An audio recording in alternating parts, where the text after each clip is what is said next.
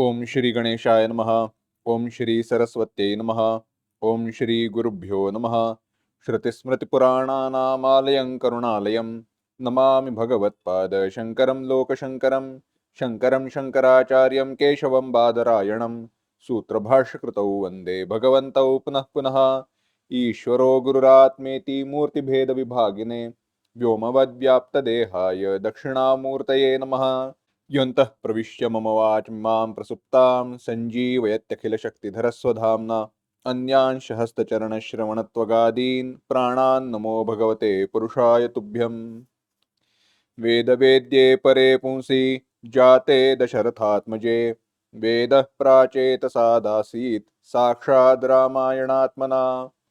उल्लङ्घ्य सिन्धोः सलिलं सलीलं यशोकवह्निं जनकात्मजायाः आदाय तेनैव ददाह लङ्कां नमामि तं प्राञ्जलिराञ्जनेयं. कूजन्तं राम रामेति मधुरं मधुराक्षरम् आरुह्य कविताशाखां वन्दे वाल्मीकिकोकिलम्. दाशरथींची चरित्रे म्हणजेच दशरथाचे पुत्र दाशरथी राम, लक्ष्मण, भरत, शत्रुघ्न यांच्या चरित्रांचा आपण विचार करणार आहोत. आणि मग त्यांच्या चरित्रांचा विचार करत असताना त्याच्या सापेक्षतेने आधी प्रस्तावनेमध्ये आपल्याला याचा विचार करावा लागतो की चरित्रांचा अभ्यास का करावा, चरित्रातून कसला बोध घ्यावा, चरित्रातून बोध काय घ्यावा आणि चरित्र कसं घडतं, कोणाचं चरित्र असतं इत्यादी सर्व प्रश्न त्यांच्या उत्तरांचा विचार करण्यापूर्वी एक लक्षात घ्या की रामायण हे केवळ प्रभू रामचंद्रांची कथा नसून तो प्रभू रामचंद्रांनी आचरिलेला मार्ग आहे. थोडा विस्तार करतो. रामायण म्हणजे रामस्य अयनम, अयन म्हणजे मार्ग. तर रामाचे चरित्र प्रतिपादित ग्रंथ, रामाचे चरित्र प्रतिपादित करणारा ग्रंथ म्हणजे रामायण हे जरी म्हटलं तरी रामाने आचरिलेला मार्ग. मग आचरिलेला मार्ग चर गतौ, चर म्हणजे जाणे, चेष्टितम आचरितम. म्हणून रामाचं चरित्र हे जरी म्हटलं तरी रामायण केवळ प्रभू रामचंद्रांचं चरित्र नाहीये, तर त्यात अनेकांची चरित्र आपल्याला सापडतात. सुग्रीवाचं आहे, हनुमंतांचं आहे, राम लक्ष्मण भरत शत्रुघ्न, स्वतः दशरथ या सगळ्यांची चरित्र आहेत. फार काय, तीनही ज्या राण्या आहेत कौसल्या, सुमित्रा, कैकेयी, माता सीता यांचं चरित्र आहे. पण हे सगळं होत असताना रावणाचं चरित्र आपण म्हणत नाही, म्हणून नाहीये. कुंभकर्णाचं चरित्र म्हणता येत नाही, वालीचं चरित्र म्हणता येत नाही, वालीची कथा म्हणता येते. त्यांच्या आचरणातून, त्यांच्या जीवनातून, त्यांच्या कथांमधून बोध घेता येतो. पण चरित्र याची जर का आपण एक व्याख्या थोडी संकुचित केली तर त्याला ते चरित्र म्हणता येत नाही. का? यान्यस्माकगम सुचरितानी तानी त्वयोपास्यानी नो इतराणी. उपनिषदांनी जो उपदेश दिलेला आहे, जो बोध दिलेला आहे, त्यामध्ये ते म्हणतात आमच्याकडचं जे सुष्ठू उत्तम आचरित आहे, आचरण केलेलं आहे, तेच तुम्ही घ्या, अन्याचा घेऊ नका. मग ज्या ठिकाणी पापाचरण अधिक आहे तिकडनं आपल्याला बोध घ्यायचा नाही, त्यामुळे त्याला चरित्र म्हणता येत नाही. हा, ती कथा आहे. म्हणून चरित्र या शब्दाची थोडी इथे संकुचित व्याख्या करतोय. त्यामुळे परत आपल्या आधीच्या पहिल्या मुद्द्यावरती येताना चरित्र म्हणजे काय त्या ठिकाणी येत असताना, चरित्र म्हणजे चर गतौ या धातूपासून चरित्र, चारित्र्य इत्यादी शब्द तयार होतात. चरित्र म्हणजे स्वभाव, चेष्टित, आचरित. त्याचं जे आचरण आहे, त्याने ज्या चेष्टा केल्या, त्याची जी कर्म आहेत, त्याला चरित्र असं म्हणतात. एतद्देश प्रसूतस्य सकाशादग्रजन्मनः स्वंसं चरित्रं शिक्षेरन् पृथिव्यां सर्वमानवाः. एतद्देश प्रसूतस्य, या देशामध्ये जन्माला आलेल्या उत्तम लोकांच्या जीवनातून लोकांनी बोध घ्यावा अशी त्यांची चरित्र आहेत.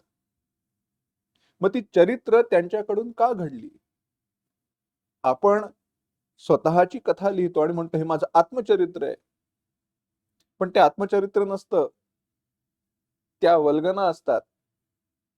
ती आत्मप्रौढी असते. कारण चरित्र घडायचं असेल तर त्याच्यासाठी काय आवश्यक असतं?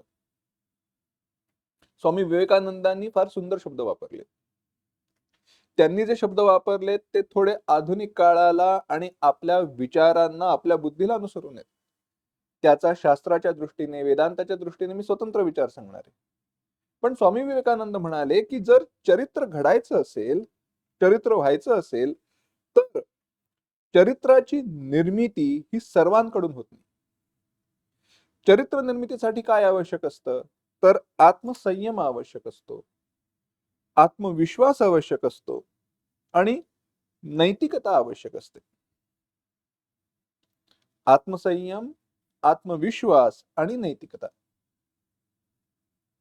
आत्मसंयम म्हणजे काय? तर स्वतःवरती असणारा कंट्रोल म्हणजे कळेल. हं, आत्मसंयम म्हटल्यावरती पटकन कळत नाही. मग त्यामध्ये काय असावं? शम, दम, उपरम, तितिक्षा, साधन चतुष्टय, संपत्ती याचा विचार येतो. मग त्या ठिकाणी विवेक, वैराग्य असावं लागतं. इंद्रियांचा, मनाचा निग्रह असावा लागतो. आपल्या लक्ष्याच्या ठिकाणी एककेंद्रितता असावी लागते आणि लक्ष्याच्या प्राप्तीसाठी ज्या वेळेला मी मार्गाक्रमण करतो आहे, जो मार्ग आचरलेला आहे, त्या मार्गाच्या व्यतिरिक्त इतर मार्गांपासून दूर राहणं आवश्यक असतं. सगळाच विस्तार आहे. फक्त आपल्याला त्याचा विचार करायचा नाहीये, चरित्र कसं घडतं आणि आपण आपलं स्वतःचं चरित्र कसं घडवावं हा आपला विषय नाहीये.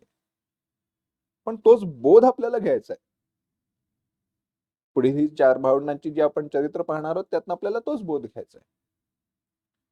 शम, दम इत्यादी ते गुण असावे लागतात. तो आत्मसंयम असावा लागतो. का आवश्यक असावा लागतो? काही नाही. रस्त्यावरून दुसऱ्या रस्त्याला लागू नये म्हणून. आपल्या लक्ष्याकडे एककेंद्रितता असावी म्हणून, म्हणजे एकाग्र आपल्या लक्ष्याकडे असावं म्हणून. आत्मविश्वास असावा लागतो. हा आत्मविश्वास जो आहे तो अनेक प्रकारचा आहे. होणार अनेक प्रकारचा म्हणजे कसं? तर केवळ स्वतःवरती विश्वास असून चालत नाही. आपल्या उद्देशाच्या, उद्दिष्टाच्या, लक्ष्याच्या प्राप्तीसाठी, सिद्धीसाठी जो मार्ग आचरलेला आहे, त्या मार्गावरचा विश्वास देखील असावा लागतो. तो मार्ग ज्यांनी सांगितलेला आहे त्यांच्यावरती देखील विश्वास असावा लागतो आणि त्या मार्गावरती मार्गाक्रमण करत असताना आपल्या शक्तीवरती, बलावरती, ताकदीवरती विश्वास असावा लागतो. यालाच वेदांताच्या भाषेमध्ये वेद, शास्त्र, गुरु, त्यांचा उपदेश याच्यावरती असणारा विश्वास किंवा श्रद्धा म्हणतात. गुरूंनी सांगितलंय हे असं करायचं, मग तो विश्वास असला पाहिजे. त्यांना गुरु म्हणून मान्य केलाय ना, मग त्याच्यावरती श्रद्धा असली पाहिजे. मग तिकडे शंका, संदेह असून चालत नाही. त्या आधी गुरूंना प्रश्न विचारले तर ते त्या संदेहांची निवृत्ती करतील. पण त्या संदेहाच्या मागे कुतूहल असावं. थोडं जरा कठोर भाषेत म्हणायचं झालं तर व्यंग्य नसावं, खवटपणा नसावा, विश्वास असावा. विश्वासाने त्याच्यावरती मार्गक्रमण करावं. तो विश्वास गुरु, शास्त्र यांच्या वाक्याविषयी असला पाहिजे. आणि मग पुढे काय तर नैतिकता. नैतिकता म्हणजे धर्मप्रियता, सत्याचरण हे होतं. सत्याचरण, धर्मप्रियता असेल तरच चरित्र घडतं. कारण याच्या आधी असलेले सर्व गुण हे अनैतिक वागणुकीकडे काही लागू शकतात. अधर्माचरणाकडे मला अधर्मानेच वागायचं आहे, तर त्यामध्ये देखील सर्व गुण लागतातच. सगळी एकाग्रता वगैरे लागणारच आहेत ते गुण. पण मग ते पापाचरणासाठी वापरले जात आहेत. त्याने चरित्र घडत नाही. पांडित्य रावणाकडे नव्हतं का? होतं. त्याने तपश्चर्या केली नाही का? होती. तपश्चर्या करण्यासाठी शम दम लागत नाही का? लागतं. ते सर्व गुण लागतात. पण त्या संपत्तीचा उपयोग काय झाला? काही नाही. अंतःकरणातील कामादिक जे दोष आहेत त्यांची निवृत्ती झाली नाही. नैतिकता त्या ठिकाणी नव्हती. त्यामुळे त्याच्या चरित्रातनं बोध घेता येत नाही. त्याच्या त्याच्या जीवनाला चरित्र म्हणता येत नाही.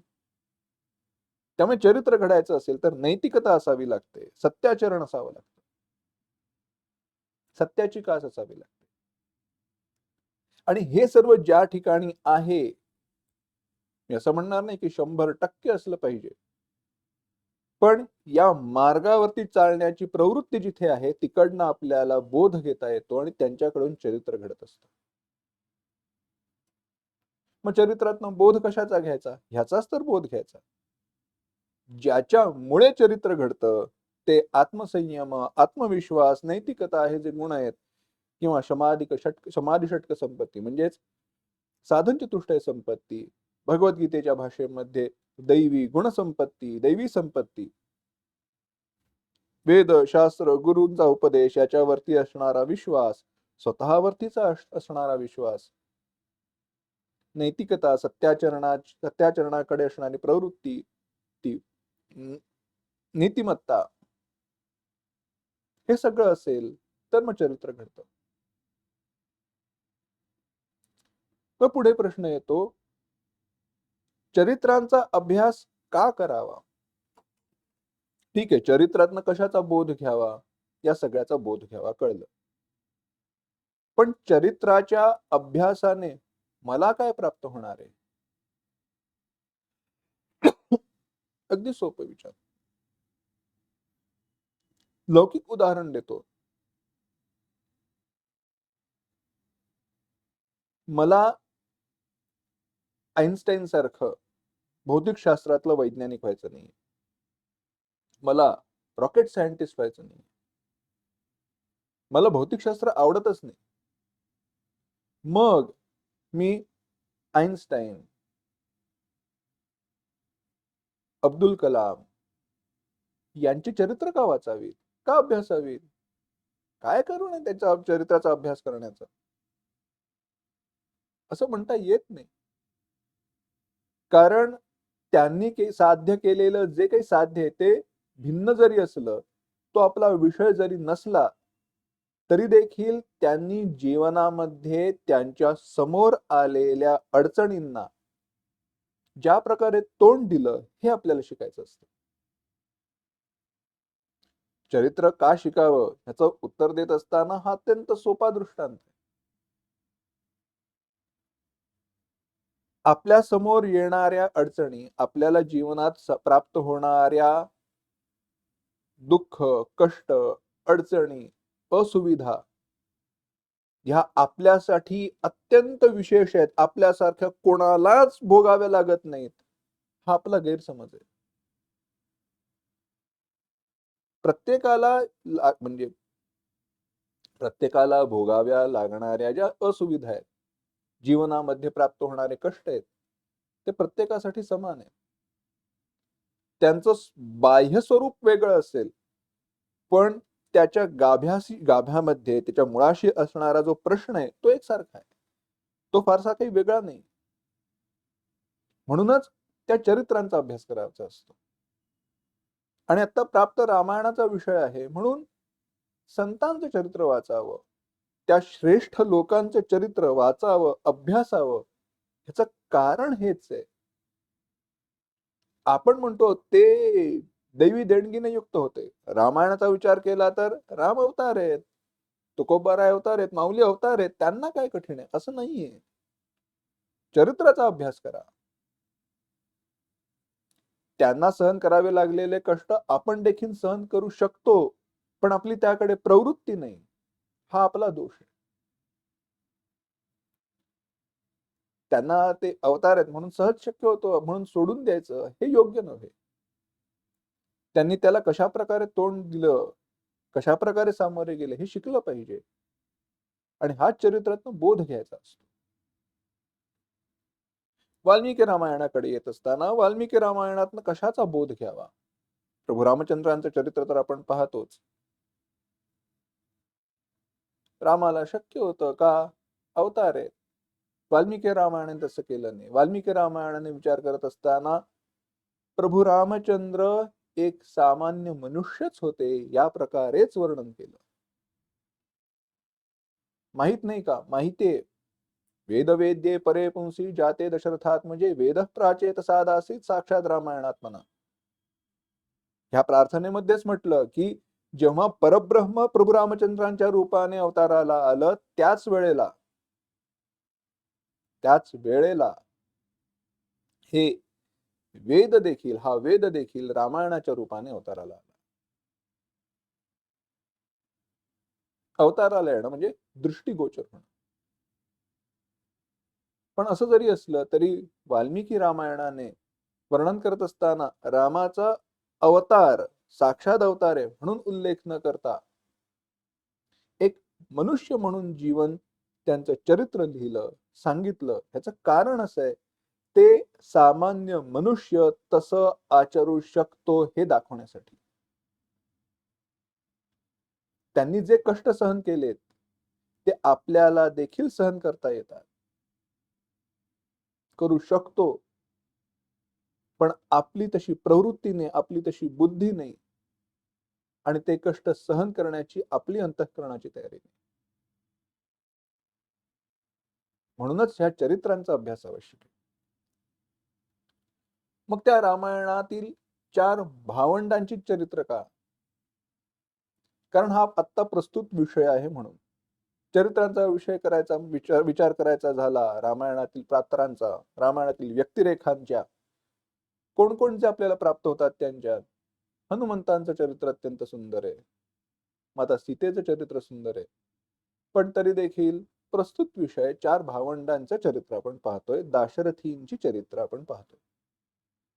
दाशरथींची चरित्र. दशरथाचे पुत्र असणारे राम, लक्ष्मण, भरत, शत्रुघ्न यांच्या चरित्राचा विचार करत असताना प्रश्न असा येतो, प्रभू रामचंद्र भगवान विष्णूंचे अवतार आहे, साक्षात परब्रह्माचा अवतार आहे. लक्ष्मण शेषाचा अवतार आहे. शत्रुघ्न सुदर्शन चक्राचा अवतार आहे आणि भरत पांचजन्याचा अवतार आहे. ठीक आहे, कळलं. पण गोस्वामी तुलसीदासांनी वर्णन करत असताना सांगत असताना असं म्हटलं, अंशन सहित लीन अवतारा. त्या परमात्म्याने भगवंतांनी आपल्या अंशांसह अवतार धारण केला. ते परब्रह्म आपल्या अंशांसह अवताराला आलं. आता प्रश्न उपस्थित होतो, परब्रह्माचे तर अंश नाहीत, परब्रह्माच्या ठिकाणी अंश नाहीत, अखंड आहे. अखंडम सच्चिदानंदम अवांग मनस गोचरम आत्मानमखिलाधारम आश्रये भीष्ट सिद्धे. वेदांत साराचं मंगल आहे. सत्यम ज्ञानमनंतम ब्रह्म. नेती नेती असं वेदांनी ज्या परब्रह्माचं वर्णन केलं, ते अंशांसह कशाला अवताराला येईल? अंशांसह कसं अवताराला आलं? ते कसं शक्य आहे? त्याची संगती कशी लावायची? ह्याचा आपल्याला विचार केला पाहिजे. अंशांसह परब्रह्म अवताराला येतं म्हणजे काय? त्याचा आपल्याला विचार करायचा आहे. 4ही भावंडांची चरित्र आपल्याला क्रमाक्रमाने पाहायची आहेत, पण ती पुढील भागामधून पाहू. ओम असतो मा सद्गमय तमसो मा ज्योतिर्गमय मृत्योर्मा अमृतंगमय. ओम शांती शांती शांति. हरि ओम. श्री गुरुभ्यो नमः. हरि ओम.